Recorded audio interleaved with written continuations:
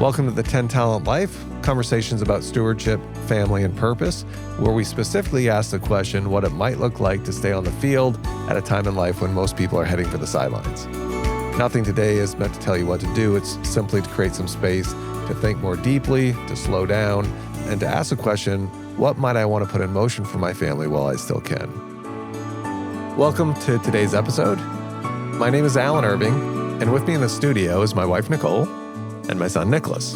Hello. Today, we're going to build on what we talked about last time, which was staying on the field. So staying on the field is just simply, after retirement, not checking out and going to the sideline and becoming a fan for the next generation, right? But actually maybe just changing position and staying with them. Yeah. Right. So that's what we talked about last time. Today, we're going to talk about why it is that we look at retirement and financial independence, let's say, when we finally have enough money that we don't have to work to live, why we look at that as a finish line instead of a starting line. So let me just start by kind of giving some context to what I've experienced professionally with families. After working with people who have worked really hard for financial independence and then come into retirement and tried to find their footing there, not only for their own life, but for how to actually interact with their family, from finances to even just influence, right? Yeah. So there's a real temptation to say, well, we don't want to overly influence our adult children and we want them to find their own way. Right. Yeah. And that's great because we've all seen parents that meddle, right? And so there's a huge difference That's between true. meddling and influence. That's true. But I think sometimes there's such a fear of meddling that parents... No influence. Parents are very concerned about even influencing them. Right. And I've come to believe, maybe it's just because I'm there now, but I've come to believe, and I think Nicole as well, that influence in our adult children's life is actually a major role that we should have. Yeah. A responsibility. Right. Maybe even is a good word. Yeah. Right. You know, growing up as you raise children, you know that that's your responsibility, right? They're in your home and you have that authority. But I think the recognition now of having young adults, you know, that are getting married and having families, we're also seeing that we have a role to play there that maybe is more than what we would have anticipated.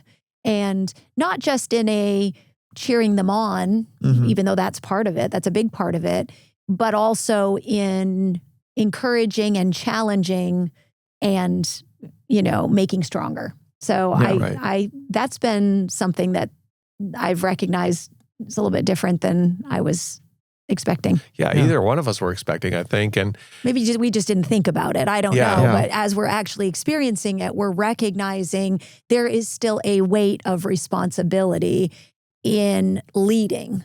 right. And maybe that's the word, you know, leading by example, because we're still raising children. So our experience isn't that much different. And I think that allows us to feel like we're shoulder to shoulder with you. We're still raising children while, Nick, you're raising children, you and Rachel. And so, you know, there's this parallel effort that I think can be felt versus just a chasm of time and experience in between the generations. Yeah. So we have a unique experience because of our family. Right, because we haven't left the field of raising children, Right. which is unusual, and we understand that. And again, I think I've said this before, but one of the things that we have recognized from having a large family and still having young children, even while our adult children are raising children, is that that's caused us to think about things differently and come to conclusions we might not have otherwise come to, Yes. but still is applicable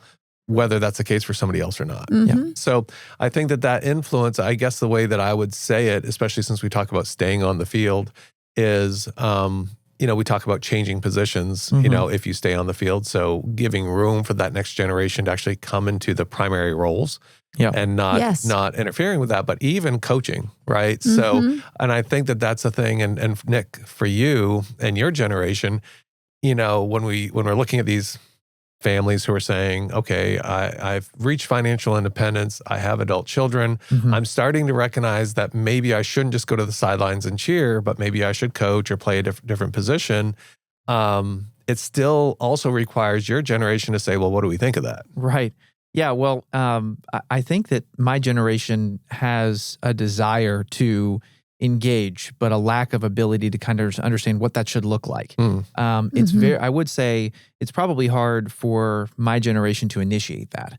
Right. But I think it definitely is. Definitely looking forward to participating in it. Yeah. And it's hard because there's a lot of stuff online just about all these different opinions, and people don't really know. There can be a very challenging transition from childhood to adulthood, and where to put your parents. Like Right. like Fair enough. what role do they play in my life? Because there is such a thing as listening to them too much, and such a thing as listening to them not enough. Sure. So where do you put them? Yeah. And that can be a challenging transition. But there's a desire that's still there in any healthy family to continue to integrate their parents. Right. And hopefully that's the case, right? Because we know that's a tension point in families, that young adults trying to get their feet under them, especially if they're starting their own family, and where the parental role is in that. So meddling is still a real thing, right? Yep. So parents in our generation, Nicole, have got to be willing to influence and willing to coach if they want coaching. And I think you sent me a great thing right after Nicholas and Rachel got married. You sent me the picture of the cover of a book. Do you remember the title of that? I don't exactly. I think it was something like we didn't read the book. You just saw the cover. But the title was enough. Yeah, I think it was. I think it was called message. "Parenting of Adult Children: Keep Your Mouth Shut and the Welcome Mat Out." Right, yes, something like that. I think you're exactly right. And that was right. good for us to see, right? Yep. And I mean, we looked at that and we just said, that is our role now, right? Yeah. So don't over interject, don't over meddle. And we're learning, but also don't be silent. So maybe that keep your mouth shut is not entirely right. Like, so be willing to coach if your adult children are open to coaching. Be willing to not if they're not. So I think it is this really interesting balance of saying, all right, what are we willing to do, and what are you willing to participate in, right? And figuring that out. So I think the responsibility lies on both generations. Yeah. So I think the parent generation is the one that initiates. They're the initiators. I agree. I think. I mean, it doesn't have to be that way, but I think that we have the maturity and the understanding, and maybe even the margin to be able to initiate that. And the Bible talks about the older women teaching the younger women. Sure. So there is we're not off the hook ever in our roles of discipleship. Yeah. Right. So who we disciple and how we disciple, maybe that's more subjective. Right. So that depends a little bit. Yeah, but we're definitely not supposed to just move off the field and cheer. Right. There's still a role for us. I think that's a great point you're making with discipleship. So there's still a role for us and maybe even as strong as to say there's a responsibility for us, right? I think so. So if the younger generation is open to it, then doing that. And we see that in our clients, that we have a lot of clients that are very interested in doing that, right? That's something that they want to do, but they don't know how to do it. Again, they're very concerned about meddling. And so there's something here. So one of the big things about this podcast that we're trying to do is we're trying to create an opportunity for people to identify, especially if they're at our age, to identify some of the things that we're learning and put into place the foundation so that this is possible. So we're learning that, and now we are applying what we're learning through our adult children to our kids who are 15 and 13, right? So we're now understanding the value that we have with our adult children and the opportunities there. So now we're laying a foundation for our kids that are much younger that we didn't do for you, Nick, right? Yeah. So hopefully one of the things, because our purpose is building strong multi-generational families through discipleship and multiplication. But hopefully that if listeners are in the point to where they're in their 40s, or what have you, and they have kids that are in those younger ages, that if they see value in this, that they can start laying a foundation to where the kids are more receptive to that later. Because I do think it's really tough if there's been a divide. Right. Which I think the cultural current is. Well, and it's pretty common. Absolutely a divide, right? Is you're going to, you finish school, you go to college, away sometimes, right? Your own life. You live your own life and you make your own way. Yeah. So I do think that there's nothing wrong with that inherently, but this type of multi-generational thinking there's got to be a shift that happens so that both sides of it are interested in engaging in it. Right. And so an earlier interception is helpful. Well, and it's a two-sided problem. There's something, I'll speak for myself. As a teenager, I didn't know anything and I was super loud about it. So you're that's a great way to put it. Yeah, you might have been. Yeah. So it's there's in my generation there's this desire to so strongly proactively prevent the concept of meddling that there's these concepts like going no contact, which I think is stupid, but it's you set all these boundaries and you make all these ultimatums for your family without even really asking, well, ask you as a child asking your parents, how do you want to engage with us? Sure. What are you looking for? Right. And all that is born out of assumptions. Right. And then there's another saying that I'll share because it's really funny. It's talking about boys. It's by the time you realize that your parents were right, you'll have a child who is telling you you're wrong. Right, exactly. And there's something about that cycle that teaches you to kind of think a little bit bigger and instead of saying, all right, because as a teenager, you just, like I said, you don't know anything and you're super loud about it. Right. So you just think that everything that puts the brakes on you is against you. Right. And it's hampering your ability to grow. My parents just want to control me. You have all these misunderstandings, which none of that's true in most cases, but you have all these misunderstandings, and then you have your own children, you start to go, oh, well, now I understand why those boundaries existed. Right. I understand what the purpose was behind them. And so the most important thing in preparing to go together with your family is to have open conversations about, okay, well, here's what I expect. Right. And then, Dad, what do you expect? And kind of even just having that conversation. Right. And so where can we jumping find common ground, right? Right. Because the other thing that everybody who has teenagers knows is, you could tell your 13-year-old something a million times and they don't listen. Right. But there's something about that repetition that they will think back on and remember. Right. So getting to integrate that early is just so. This is what we hope for in your adulthood. This is what we hope that relationship will look like. It'll look very different than it does now. Right. They may not believe you. But painting a vision, right? Exactly. Inviting them into something larger. Yeah. And that's what I think we didn't have any sort of language for with you guys as, our older children. We just didn't. And now I think we're starting to learn that ourselves, and we're trying to find a way to communicate that even down through while we're engaging you. So so here's what we didn't know. This too. isn't a parenting podcast but this is what we didn't know is we didn't know that our kids would reject our thinking in their teens, right? Although that's a common known thing, which for some reason you always think we're doing a great job and they're going to think we're super smart, Not my right? kids, and wise, though. right? So we didn't know that. And then when that happened, we didn't know that there would be a time sooner than we thought where they wouldn't reject it, right? Yeah. So I think what we've learned now and what we're trying to do with the younger children is to say, hey, you're going to hit these points of resistance. And that's natural, but be prepared. That's going to happen. So, and we now know that's going to happen, but we're for you. And at some point, you're going to recognize that we're not doing things out of selfishness for us. We're doing things for you. And you won't believe that maybe for a period of your life, but don't throw that away forever because eventually you'll come to recognize that that's true. And I think that that's where we've been able to really enjoy our time with our older children is when they've come to realize that, oh, we're not trying to control your life.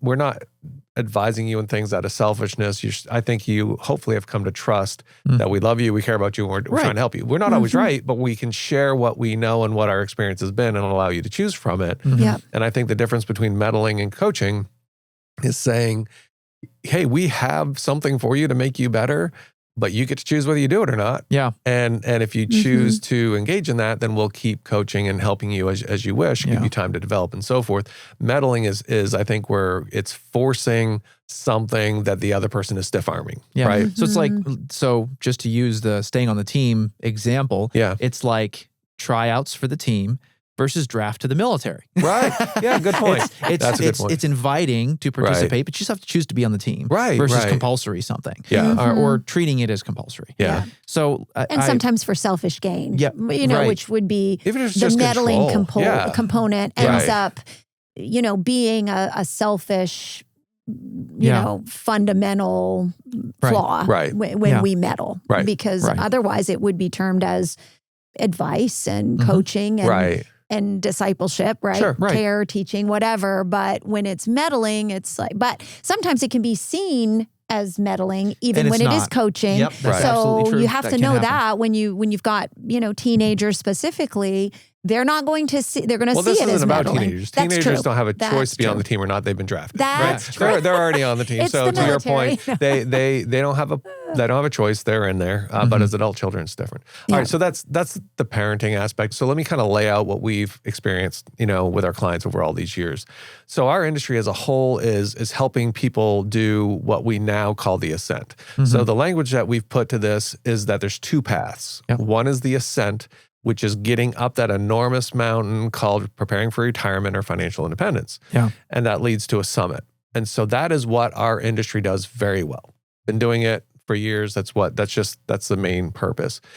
The other path, which Nicholas, you made a great point when we were talking about this earlier, is that the two paths are not two different paths coming from different directions or going different directions. Yeah. They're one path that leads to another. Right. So the second path is what we now call Beyond the Summit. Our industry, again, is helping people prepare financially to have enough so that they don't have to continue to work to live. So that's the Ascent, which then you summit when you've reached that number, right? Whatever that You're not means. climbing anymore, working anymore You might keep growing your get. money, but you're no longer saying, I have to grow more money or I won't make it. You've now said, I've got enough, and if I couldn't work, I'm fine. So that's the summit. Where our industry has fallen incredibly short and where we are saying as a firm, no, our focus is beyond the summit. Even for people who are 30 and 40, even for people who are on the Ascent, our focus is beyond the summit because if they can start viewing their life as important and the value that they want to bring to their family after they're financially independent, when they're younger, then we can better help them up the Ascent, right? Yes, We can make sure that they don't get to the summit and then have to throw away all the goals and dreams they ever had because they realize, oh, I was working for the wrong goals and dreams, that they've been working for it all the time. So the Ascent is incredibly important. We've been doing that for years and we'll do that forever because that's important. Yeah. But if you can connect that planning through the Ascent with Beyond the Summit in mind, it's even more valuable. So the Beyond the Summit is when you get to financial independence and then you come to the realization that, yes, maybe I thought I was going to travel, golf, leisure, whatever those things were. And you're saying, that's great because I can now afford to financially and I have the time to. But wait, I'm actually seeing that I can be very involved in discipleship and multiplication within my family, right? So again, to the 10 talent life, that's what we're looking for, making strong multi-generational families. So when they come to that realization, then that's where the Beyond the Summit path begins. Now you're standing on the top of the summit. So all you could see when you were climbing in this Ascent was that summit because it blocked everything else. Right. Well, once you stand on top of that summit, you can look out across the horizon and see higher and different summits that you didn't even know existed. Yeah. So our desire is to help people start to recognize that's there. That that there's something there. You don't have to pursue it. You can reach the summit of retirement and chill out the rest of your life. If you want to do that, it's perfectly fine, but you don't have to. So there are things that are there. And we, Nicole and I, are now starting to recognize that, as we're seeing that summit come into view, we're already high enough that we're seeing that there's a lot else out there that we're going to want to pursue. It's inspiring. And I think it's not just fun or it's not just interesting. I think you use the right word. It's inspiring. We're saying, wow, if we did, what could that mean for our family? Yeah. So a question that I would have would be just when you start the climb, you're on the way up, the only summit you can see is the first one. The mountain in front of you. So what are some milestones to kind of tell you where you are on your own personal climb? And then as you get to that peak, what are some things you could do to prepare to look out and just determine where would I even want to go? Right. Well, I think, so this is where the multi-generational facet is so powerful. Yeah. I've referenced before a book called The Legacy Life by David Green. And he says legacy is defined generally by what you leave behind. Right. But he suggested that a better definition might be what you put in motion. And so we have embraced that. Our legacy is what we put in motion. So to your question, when you're climbing that first mountain, you really can't see much. No. But if Mom and I are standing on the top and we're telling you what we see, then you can have that vision even when you're 20, 30, 40, whatever. So we can share things. So the multi-generational aspect becomes very important. And I remember my parents and my grandparents would tell me things that they were experiencing or things to look forward to. Right. And we might have, heard it respectfully, but not understood the weight of it until we get there. Right. Yeah. And I think that's very common. But I think as we do a better job as parents in every generation and grandparents, right, speaking down. So even when mom and I speak to your children, when they're 18, and maybe they'll be listening to us on things that they're not as willing to listen to you at. So that multi-generational thing of creating vision. So vision is incredibly important. Yeah. And I think our world is dying because of a lack of vision across the board. True. A lack of vision for what a healthy family looks like, a healthy marriage looks like, healthy financials look like, how wealth should be viewed. All of those things, I think that our society is struggling with for vision. And so people are looking not even at the peak in front of them, they're looking at the mountain right in front of their face. And they're just taking the next step. And I think it's creating a lot of lack of enthusiasm, a lack of motivation, and a lack of purpose. Yeah, absolutely it is. I think that what mom and I are hopeful for you, Nick, is that, and the rest of the kids, is that by talking openly about these things, that you guys start to say, maybe there's something there. We can't really experience it, but we can see mom and dad are excited about it. We see some of these things that they're doing that we didn't think they would be doing or wanting to do. And it can start to even paint a vision for you and your generation that's bigger than the vision that mom and I have. Absolutely. So in that vision, in looking forward, obviously now you can see so much more than you could at my age. Right. So can you kind of walk me through sort of just some common milestones that people, beginning their career, what a lot of people think, and then mid-career, what a lot of people think, and late career, what a lot of people think, and then maybe some challenges or alternates to that to say, well, if you had that vision and that view and the benefit of someone ahead of you saying, yelling down, hey, there's more up here, what would be some alternatives or some little changes you could make to better prepare for that? Right. I know that's a very nested question. It is. Well, let me just give you my vision at different stages. Yeah, that would be most helpful. And just let people judge from that, right? So I'm going to start with the, just because it's a little humorous. So the earliest vision that I can remember, and I grew up in an entrepreneurial family, so I always had interest in business. I always had interest in building wealth and so forth. And I had that example. Yeah. Even with that. So I had a better example than many. But even with that, I remember when I worked, we used to have a farming operation. My father owned several different agriculture businesses. One was a farm. And so I worked on the farm from the time I was very young, and I worked full time on the farm in the summers from, I think it was 8th grade on. So pretty young. And I don't know what minimum wage was. It was low, whether it was like $3.75 or $3.50. I'm dating myself a little bit here, but it was not much, right? But I remember like working on the farm and measuring the time in my day by, hey, now I've worked long enough to buy a Coke at break time. Right. That was how limited my vision was. And I mean, it was bigger than that, but I just remember that was a measurement. Okay. Because I wasn't old enough to have a car yet. I couldn't do any of those things, but I could go buy a Coke. Right. So, so that was my smallest initial vision. Gratefully, like I said, I had grandparents, a grandfather and father who continued to speak into me and allowed my vision to grow. But like I said, I had great examples. That's where that started. But as I got into working, right, I desired to be successful. I desired to be financially independent as soon as possible. And I think you gave me an acronym for that, which people use now, which is FIRE, right? Yeah, exactly. It's Financial Independence Retire Early is what it stands for. It's everything in service of and in sacrifice to that goal. Got it. And that was me. There wasn't an acronym way back in the Stone Ages when I was that age. But that was me. It was work hard and long. Like I didn't care about hours. I didn't mind working long hours, but it was to create wealth. So I wasn't so much so I didn't have to work, but so I had options, right? Sure. So that FIRE, I had that even though it wasn't an acronym at that point that I'm aware of. As we started to have children and as we grew throughout our life and our experience and so forth, and we sold the farming operations and I started this business. It did change things a lot for me because this business is not a sprint. This is a marathon business.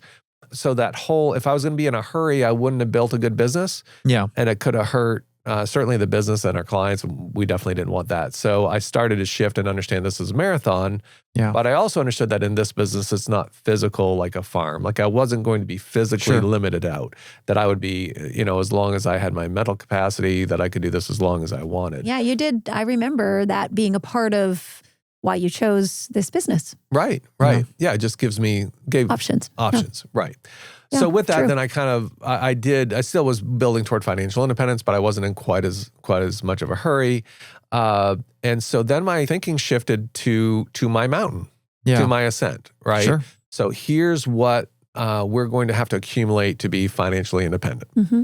And like most families, as we had more children, then that number grew, right? Yeah. So that just, yes, I know we're an extreme case of that, but that happens in all Really families, grew. right? So people have a number and then they have a child, then they realize the number changes and they have another child and that changes. So that's typical. Everybody has that. So that number grows and you're like, oh, that peaks a little further away than I thought, or I have to work harder for it. When you say number, you mean a goal that you need to make to reach that independence. Financial independence for what we need to live on, or what we believe we need to live on. How much do we have to have accumulated to be able to do that? Right. Mm-hmm. So that shifted to say, okay, I still want to get to that number, but my perspective on work changed. And so specifically because I was no longer in a physically demanding occupation like the farm, and I like my work. Right. Then I said, okay, well, I want to be financially independent, but I'll still probably work for a very long time. Mm-hmm. So that's where that was that stage. Mm-hmm. But where I'd say it is now that we're seeing adult children start their own families, build their own careers, and now that Nicole and I are looking and saying, wow, we've got a lot of things we could be involved in, now our thinking has shifted to beyond the summit. So I would say that I started as a fire, then I shifted to understanding the ascent is a journey, and it's going to take a minute. But my goals were largely around the ascent, and then just allowing wealth to hopefully continue to build throughout my retirement, so I could give it we could give it when we die. To now shifting to say, no, now all of my thinking is beyond the summit. Even though we're still ascending, we're on the beyond the summit thinking. I almost could have paid you for that transition, because my next question was going to be, so we talk a lot about family and about, discipleship now of adult children. So even kind of later stage on your mountain, how did you view the way that your adult children would play a role in your life then versus how you view it now? We've always said that our objective is to train you and encourage you to be better than we ever could have been. Sure. Right. Mm-hmm. So to take what your starting point was, which was whatever strengths we have, and to build on that. So we've always been expecting to cheer you guys on. That's just been, would you agree with that? That's just always been our expectation. Absolutely. So and support you as we can. I mean, that was to be involved and support and cheer you on, encourage. Yeah. Yeah. And we've seen that from our family, right? We've seen, absolutely. But we've seen more than that. We've seen our like my parents be on the field with us, even to some degree, even though I don't think that they had intentionally planned for that at all, the way that it's turned out. Yeah. But they would have been wise to potentially not be on the field, but not be on the sideline and not even be near the stadium, right? With our family. So, they chose to actually stadium next door. Yeah, exactly. So they were so willing to be engaged that they actually live next door, and has been a very big part of our life. So they're a great example of saying, even though this is not what they envisioned for their retirement, they have been incredibly instrumental in our lives and our children's lives, and inspiring, and the other grandkids' lives as well. So very, very cool, and a good experience for us. So what has changed for us is that we have now seen that we can be engaged with you, and so I'd always considered you guys to be potential business owners, right? Sure. I have an entrepreneurial spirit. You've seen that in your grandfather and your great-grandfather. So I thought that there's a good likelihood of that, and that we might encourage you a little bit along the way. If you need a little financial help and we had the margin, we would do that. But now it's shifted completely to say, no, we're like, hey, what can we do together? Yeah. If you want it. Again, that your generation has to want it. And I think the reality is that you and your siblings will have ebbs and flows of that, right? May not have a lot of interest, and then might. And so what Mom and I are trying to do is just be open to saying, does somebody have interest, and what can we do? Keep tryouts open for the team. There you go. Yeah. So keep inviting. Exactly. Right? Yeah. So I think back to that keep your mouth shut and the welcome mat out Yeah. is I think even beyond having the welcome mat out, opening the door and saying, come on in, right? Yeah. So I think that's what we're learning. Right. Not forcing it, not expecting it, but saying, Sure. you are, not only is our mat out, we're saying, hey, come on in. Yeah, and I think we've heard it described as sort of that later portion of parenting, the discipleship component after you've kind of done the foundational training, but to take my hand, and help, and I'll show you, right? I'll lead you. And so I think, to use your analogy, keep the door open and maybe reach out your hand, and say, That's great. I'll help you. Yeah. I'll show you. Let's do it together. Right. Yeah. But it requires a lot of trust, right? Because if you finally, as a young adult, have independence from your parents, and then you're going to grab their hand, it's a little bit daunting, right? Are they gonna drag me into things I don't want? Sure. So what we're learning, hopefully, is how to be trustworthy, right? And how to lead but not pull. Yeah. Right. And that's a good point. I don't know that we're doing that perfectly, and I'm sure we won't do that perfectly always, but that's our objective. Yeah. Yeah. So, there's tension in that, isn't there? There is. Yeah, there definitely is. I mean, we can all relate to that, both sides of it. We can remember what it was like when we were younger, and we know what it's like now. So I think we can appreciate the trust that it takes on both sides, right, to fully see this realized.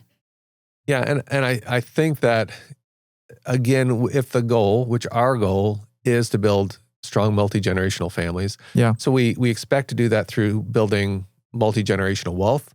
We expect to do that through multi-generational discipleship. Yeah. Our major objectives is the values that we live by, which is determined by the faith that we have. So if we really break it down from a priority perspective, it's a transfer of faith. Yeah. But we see the opportunity of business as a discipleship platform. Yeah. So we just see that there's such a tremendous amount of strength if we're actually engaged on a daily basis, and if we're in business together, that gives a lot more opportunity for that. So one of the things that, when we come back to why are people using the financial independence, right, that first summit as a finish line versus a starting point, I think what we've been most challenged on, or what we have had the most growth in the last few years, is seeing that, wow, everything that we did from age 20 to 50, right? If we actually engaged in the next 30 years, everything we've done so far should be dwarfed. Yeah. Should be nothing, right? So the resources that we have of time and wisdom and money now compared to when we were 20 is enormously different, right? Yeah. So what really is lacking potentially is the will. So that's why we're saying, okay, if we can engage families who are interested in this to start thinking about this earlier, and so the will is there, then the time, resources, and money that they have, and then if you apply that to the next generation who has a lot of will, but maybe no time, resources, and money, then if that partnership can be unbelievably valuable for 1,000 things. But if we just measure it, even just by money, just say from a money perspective, if that's the only metric we're going to measure, my goodness, the multiplication effect that could happen if you take the time, resources, and wisdom of the older generation and partner it with the younger generation, that partnership can generate, in my mind, so much more than either generation can do on their own. Yeah. I think there's another aspect though, and I think it's and you alluded to it earlier, in that the current generation's lack of vision. And I think, so I think there could be a lack of will, but a lack of vision on both sides. Sure. And I think your generation is maybe both generations are kind of groping around going, I know there's something I'm not seeing. Right. I don't know what it is. Right. But I know there's something I'm not seeing. And so, hopefully, there'll be an opportunity to kind of paint a little bit of a picture of what a vision could look like for what could even be done. Yeah, we're definitely going to be getting into that, because there's so much that's there, right? And so we can share the things that we're seeing and we're thinking. We can share. I can share things that I'm learning from clients. Yeah, there's a ton there. All right, so we've been talking about vision a little bit, and what I want to do is just give some clarity, maybe paint a picture, because again, we've worked with hundreds of families, so kind of the typical viewing the summit, what we call the summit, financial independence as the finish line versus a starting line. So let me define that first, and then define what it might look like to continue that journey, right? The second path starts there. Yeah. So the cultural current on retirement is that I work hard and I get financial independence, and then I can retire. I can play hard. Exactly. And that's absolutely. And there's this sense of entitlement that I've earned it. Yeah. And you're right. You've worked very hard, and now there's this time in which I worked hard so I could now rest. Yeah. And we've talked about the fact that Social Security as a program has somewhat defined our expected retirement age. Yeah. But Social Security was designed when people's life expectancy was so much shorter. Yeah. Sure. So we've still defined our retirement age as, let's say, generally 65. Yeah. Some people it's earlier and some people's a little bit later, but generally 65 is a very reasonably socially acceptable retirement age. Right. However, life expectancy is still 20 plus years beyond that. Right. Yeah. And that wasn't the case. So now we have now just socially entered this current of accepting a retirement age, which then leaves this long period of time in which we don't have a great plan for other than leisure. Yeah. And so that's the current most people are in. So when people are living according to just the current without evaluating this, then they're on the ascent, they're looking at the summit, they get there and they say, okay, now I get to whatever, relax. Yeah. I get to enjoy the fruit of my labor. I get to be involved with my family as much as I want to or as little as I want to, right? Sure. So I get to be involved on my terms. I'm not financially responsible for anybody now. The kids are all grown and it's on them. And so it's all about kind of protecting my nest egg, and then when I die, passing on my wealth. So that is the most generic definition of it. Now, we work with very successful families, and so they have more than enough. So generally, they haven't just retired when they have enough. Generally, they have more than financial independence. They have financial independence plus margin, and sometimes substantial margin. Yep. So theirs is a little bit different because now they're looking at their family and they're saying, how can I help? Right? Because I have the ability to do so. Yep. Yeah. So how do I help financially? And that can be a lot of clients with substantial wealth do gifting to their family on an annual basis because there's some tax availability for that where it doesn't cost the recipient anything in taxes. So some families do that. Some families help in much more significant ways, like lending for businesses, helping to pay for homes or college or all kinds of different things. So tons of amazing things. So that still would be largely within the Ascent mindset. Yeah. I'm not so much investing in the next generation as I'm using the excess of what I accumulated to help. Sure. And so I would say that that's Ascent mindset. And there's nothing wrong with that. Right. It's perfectly fine. That's what 99%, probably much higher than that, of people are doing. Yeah. So if they have margin, they're doing wonderful things for their family. If they don't have margin, they're protecting their nest egg and they're going to pass on their wealth when they die. But in the Ascent mindset, the majority of people are going to pass on the bulk of their wealth at death. Yeah. So if I had to contrast that, what I would say with the Beyond the Summit thinking, and I'll talk about Nicole and I specifically. So here's where we are. We're saying that was our plan. Yeah. We had intended to take care of ourselves, create enough margin to feel like we were secure and wouldn't be a burden to the kids, and hopefully have enough to help. Yeah. Whatever that means. Right. As all of you kind of navigated your life. Yeah. As we've been challenged in this thinking, and Nicole, you and I have had lots of conversations about this over time, and there was this progression of thinking to get us to where we are now. So we just didn't start here. No, that's true. So it started with, how do we help? Then it started with, well, what if we helped in a bigger way? Yeah. Well, what if instead of helping, the helping was actually investing, not gifting? And those are all topics we can go much further into over time. And then, oh my goodness, the value of investing, if our objectives are discipleship and multiplication, the benefit of investing versus gifting is far greater. Yeah. Right? So then what does that look like? Yeah. And so I would just say that we came to the conclusion that we value that highly, but at the same time, the cost of investing is way higher than the cost of gifting. So the cost of investing is staying on the field, not checking out, not having it be when we feel like helping, like as far as even Nicole, you with the grandkids, right? Just saying, do I feel like helping today? That's not really the question, right? No. It's here's what I'll commit to. That's a completely different scenario. In business, it's us saying, okay, if you guys want to start a business, how could we partner with you? Which then isn't just money, Sure. it's being involved in the business. So there's these things that have changed. So I would say that that's how I would define our perspective of it is that the Ascent is taking care of yourself. And if you have some margin, doing some gifting.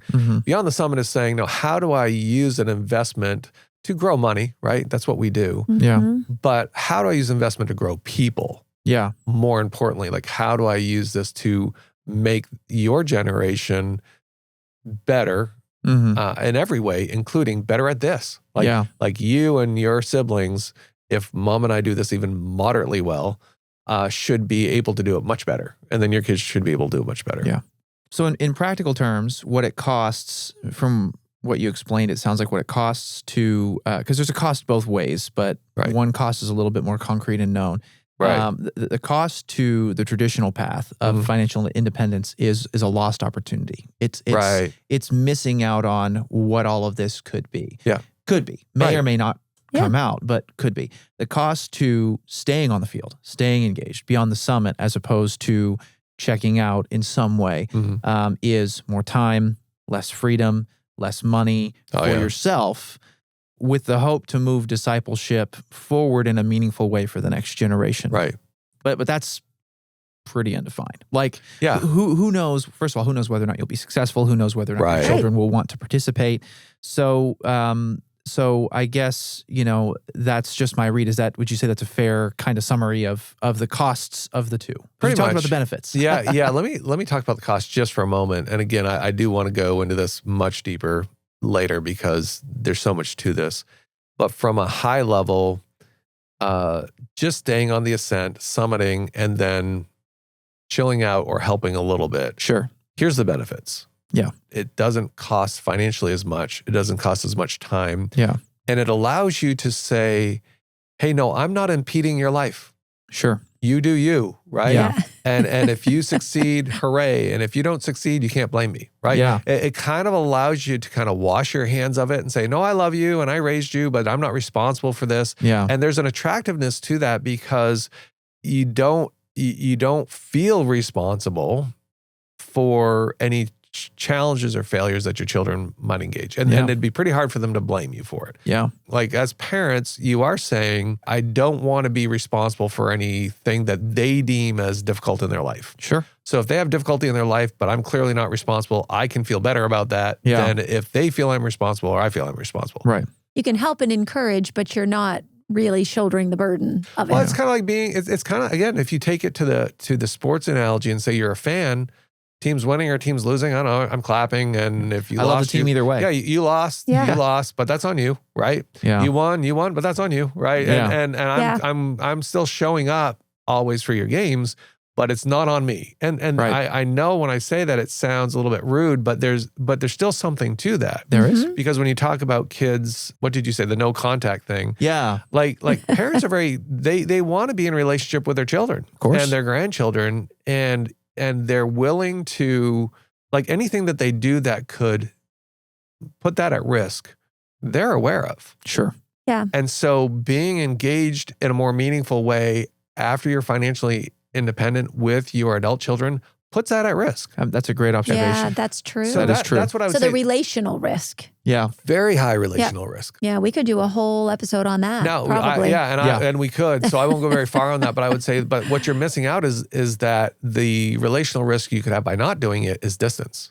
That there's really no meaningful relationship. Right. True. So no meaningful pass of values or discipleship. There could be a diminishing of your family as opposed to a growth of your family, from generation to generation. The next generation could end up being weaker or worse off than you were. Good point. Yeah. So in a manner of trying to self-protect ourselves, we are setting you up to be weaker. Yeah. I hadn't even thought about that, but no, you're absolutely right. Mm-hmm. So if our job is multiplication and discipleship, withdrawing very much is specifically not stepping into that, right? Yeah. So with the 10 talent life, we're saying, how do we put the talents God's given us to the greatest use for the greatest opportunity for multiplication? Right.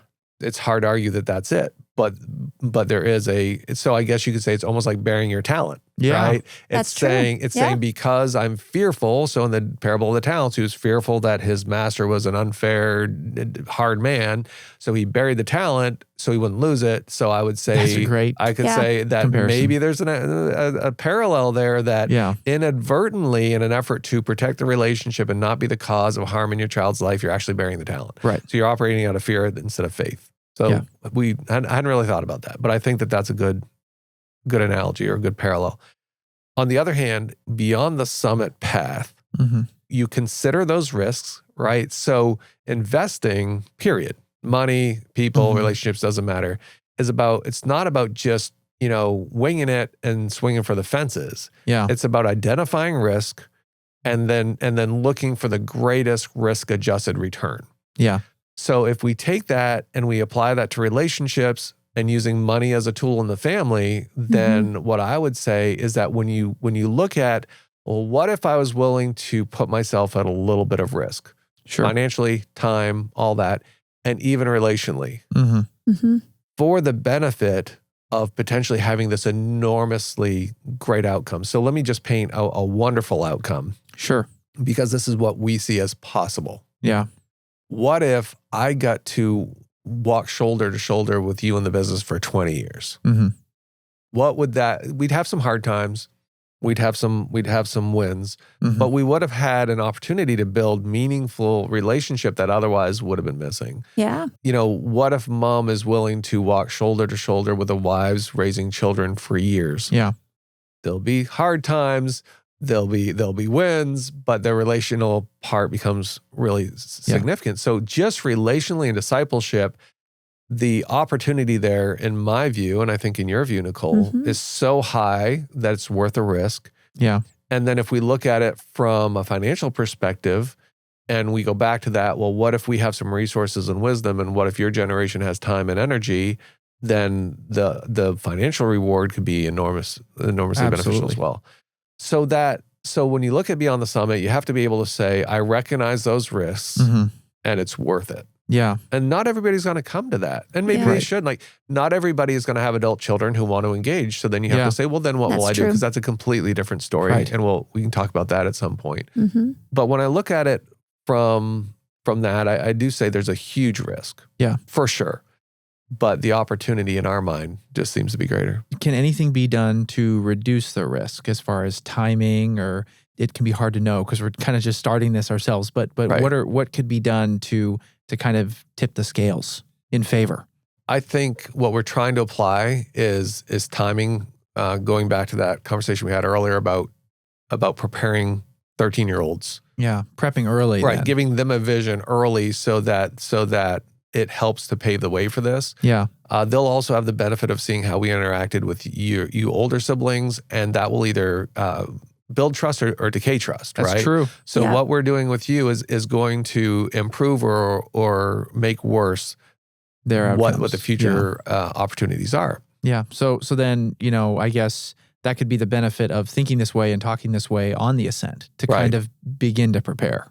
We look at everything that we were able to observe in my grandparents and parents and those generations and say, these are the wonderful things that we learned through that. I think the only thing that we're adding to it or what we're trying to build on is the intentionality and the earlier communication. Yeah. So they did everything that we're talking about. Yeah. They just simply did. Yeah. But I think that they were navigating it in real time. They certainly didn't have the opportunity that I've had to talk to hundreds of families and see things that worked and see things that didn't. Very true. Maybe that's what's shifting this for us. But we're saying there's a value to communicating it early. Yeah. Or we think there is, right? Again, we don't know. We'll know in 20 years, right? But we think there is. You guys are responding to it. Not just you, but all the adult children are responding to it in a very positive way. And I think you guys hopefully trust us enough to walk with us, even though we're going to mess things up, right? We're not going to do this perfectly, but I think that the trust is there for you guys to walk with us, and I'm really excited about that. Yeah. So what we're trying to move forward is communicating it earlier and being honest about what's happening. Yeah. What you will likely do and your siblings is you'll have more knowledge, so you'll say, here's the things mom and dad did and why. Here's the things that didn't work at well at all, and why. And so we're going to do these things, and then we're going to communicate that down. So the strong multi-generational families, we believe, requires communication and honesty. Yeah. And so hopefully that's where this is going to be able to go. So I think that, when we're considering our listeners, and again, we're only able to share a lot of the conclusions that we've come to without all the wrestling that took to get from point A to point B. So it's easy to sit wrestling, here. That's a good term, because it's true. Yeah. You do think about those things in your mind, and you go back and forth, and you're battling the mindset that you didn't even know you had. Yeah. And that time scale, it takes time to kind of work through it. Yes, too. it does. It's not immediate that you just come to these conclusions. Yeah. No, it's not at all. And even when you come to the conclusions, you fight them. Yeah, because that's it's true. different than you always expected. Right. Which really brings me back to the Ascent path and the Beyond the Summit path. We're recognizing that we are trying to help people during the Ascent recognize the value of working with a firm who understands Beyond the Summit. Yeah. Our industry is not doing Beyond the Summit well at all. Yeah. Mm-hmm. So what our industry does, if you are more than average successful, and if you're charitably minded, they after you reach the summit, then they help you give your money away. Yeah. Right? Yeah, so there's a lot of avenues for that. Very few avenues. Actually, we don't really find it. There's 750,000 advisors out there. Let's assume that most of those could help you do the Ascent well, but then you get to the summit with no plan. And we just don't see the value in that. So we're trying to help clients recognize that if these things are important to them, then engaging with a firm like us, we don't have all the answers, but we know a lot of the questions and we're on the right path, that helping throughout those Ascent years to be thinking beyond. I know you can't see everything yet, but to know that there's something out there makes the path different. So somebody can engage us just for Beyond the Summit. So they could come 5 years into retirement, 10 years into retirement and say, what you're talking about, I want to be part of. Yeah. So they can absolutely do that. And we do that all the time.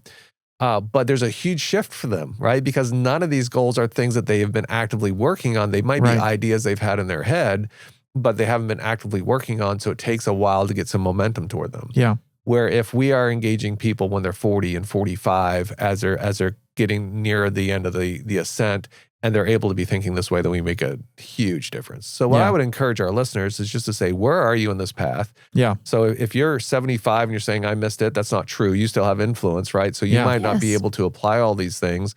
But when we go back to the definition of legacy from David Green of it's, what you put in motion, you can start to influence your adult children who are in their 50s to consider this thinking and to be able to engage in a manner in which to finish their Ascent in a way that gives them the most options, right? That's really what we want. We don't know, Nicole and I still don't know probably 90% of what we'll do in the next 30 years, but we're creating options and pathways, right? That's really what we're doing.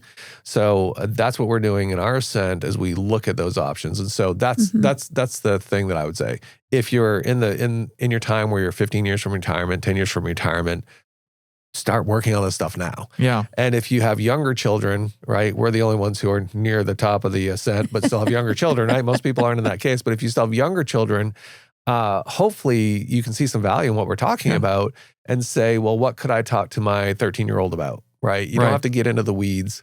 You just have to start giving them a vision for more than a can of soda, right? Yeah. Seriously, that's incredibly important. So you have to start letting them know there's something more out there. Yeah. And then as they mature, continue to give them more along the way. Yeah. So I would just say, as we're kind of wrapping this podcast up, that identifying where you are and what you can still put in motion, the younger you are, the more road you have ahead to put into motion. But I think, Nicole, what we're recognizing is we can't control the outcomes, but we can certainly control the direction that of the current that we're trying to create and invite the family into it. That's right. So that's what we're trying to do. So I would just say, if you are, considering this for your family, just say, where am I on that? Think through those pros and cons of being engaged, right? Going beyond the summit. There are real risks there associated with that. There's real investment associated with that. And say, what opportunities would be great enough for me to be willing to take that risk. Thanks for listening to The 10 Talent Life. If today's conversation gave you something to think about, we hope you'll take time to sit with it a little bit and consider what you might want to put in motion for your family while you still can. We look forward to continuing the conversation with you next time.